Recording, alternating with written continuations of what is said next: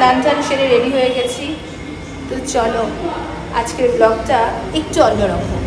আজকের ব্লগটা আমার বাড়িতে লক্ষ্মী পুজো, প্রত্যেকবারই তোমাদের সাথে শেয়ার করি। আর আজকে কালী পুজোর দিন, এই দীপাবলির দিন আমার শ্বশুরবাড়িতে আজকে ওই অলক্ষ্মী বিদায়ে লক্ষ্মী পুজো দেওয়া হয়। অলক্ষ্মী বিদায় করে তবে লক্ষ্মী পুজো।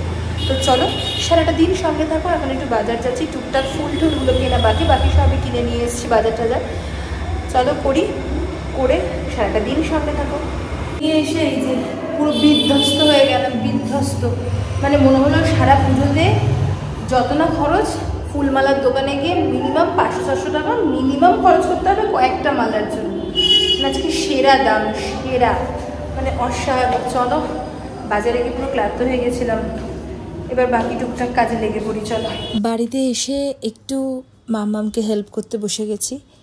আমাদের এই লক্ষ্মী পুজোটায় তোমাদের সাথে একটুখানি সব কাজও দেখাই, আমরা কী কী করছি, তার সাথে আমাদের এই পুজোটার গল্পটাও তোমাদের সাথে একটু বলি। এই লক্ষ্মী পুজোটা কোনো কিন্তু ভোগ হয় না, ভোগ কিছু ঠাকুরকে নিবেদন করা হয় না।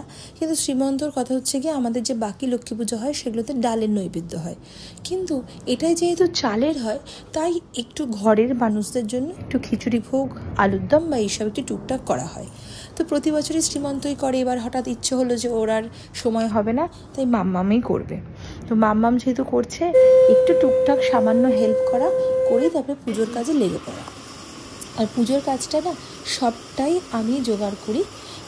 প্রদীপটা মাম্মাম বানায়, কারণ ওটা একটুখানি চালের গুঁড়ি গরম করে মানে তারপরে হচ্ছে কি 21টা প্রদীপ বানাতে হয়। বাকি সব কিছু আমি করি। হ্যাঁ, গোবর দিয়ে যে পুতুলটা তৈরি করতে হয় অলক্ষ্মী বিদায়ের জন্য, যে পুতুলটা, সেটা কোনোবারই আমি করিনি, এটাই আমার প্রথমবার। তো একদম ঠাকুরের সমস্ত আসনে জোগাড় টোগাড় করে আলপনা দিয়ে ঘট পেতে সারা ঘর একটু যেইটুকু পারা একটু টুকটাক আলপনা দিয়েই তারপরে পুজোর জোগাড়। আর ঠাকুরমশাই তো আসবে সন্ধেবেলায়, কারণ সন্ধে না হলে পরে সূর্য না ডুবলে মাম্মামরা এই পুজোটা মানে বলেই যে একটু সন্ধ্যের দিকে হলেই ভালো হয়। প্রথমত অমাবস্যা লাগবে আর একটু সন্ধ্যের দিকটা হবে। তো ব্রাহ্মণও বলেছেন যে সন্ধেই আসবেন। তো পুজোর জোগাড় সবটাই রেডি চলছে সব দিকেই। আর তার সাথে সাথে মাম্মামও ওদিকে একটুখানি মানে খিচুড়ি টিচুড়ি একটু রান্না করছে। আর এইবারে হয়তো আমার বাড়ির বাচ্চাগুলো আসে, এইবারে না ওরা সেইভাবে থাকছে না, ওদের একটু ছুটিও পায়নি, সামনে এক্সাম রয়েছে, সেই জন্য ওরা হয়তো আজকে আসতে পারবে না। তো সেই জন্য শ্রীমন্তর একটু মনটা খারাপ, কারণ ও একটু রাগ হচ্ছিল আর একটু মনটাও খারাপ হচ্ছিল যে বাচ্চাগুলো আসবে না। যাই হোক, কিছুই করার নেই, নিজেরাই সবটা রেডি করে ফেলেছি। এখন সব জোগাড়ই মোটামুটি কমপ্লিট।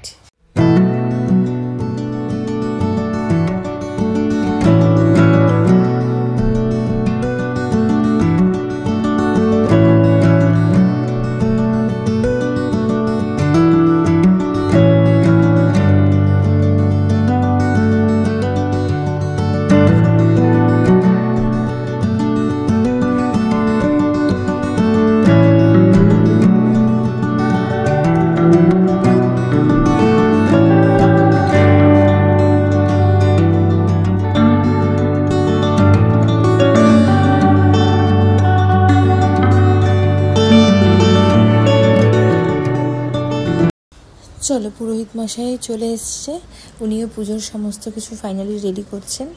আর এদিকে আমরাও রেডি। প্রথমে হচ্ছে কি, আগে ওই পুতুলটাকে অলক্ষ্মী বিদায়ের জন্য ওনাকে পুজো দেওয়া হয় পুতুলটাকে।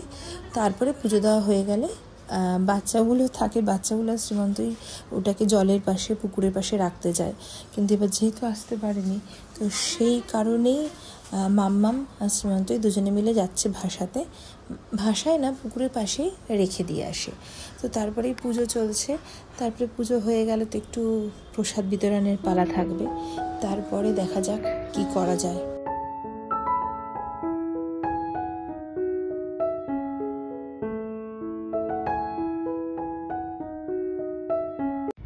রাতে দুজনে বেরিয়ে প্রথমে চলে গিয়েছিলাম শ্রীমন্তর পাড়ায় বেহালা।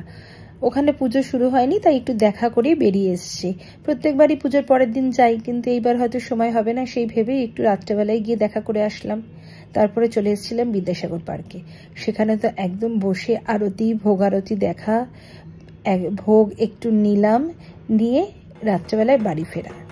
ভোরবেলায় আবার একটুখানি আমাদের এই লক্ষ্মী পুজোতে এই দিনের পুজোটায় সূর্যকে প্রদীপটা ধরিয়ে ওই 21টা প্রদীপের মধ্যে প্রদীপ ধরিয়ে একটু দেখাতে হয়, আর ঠাকুরকেও ভোরবেলা একবার আরতি করতে হয়। তো সেইটা মাম্মামি বলেছে, আমরা এত রাতে ফিরেছি, মাম্মামি ওটা করে নিয়েছিল, তাই তোমাদের সাথে আসতে পারিনি। এই হলো আমাদের লক্ষ্মী পুজো।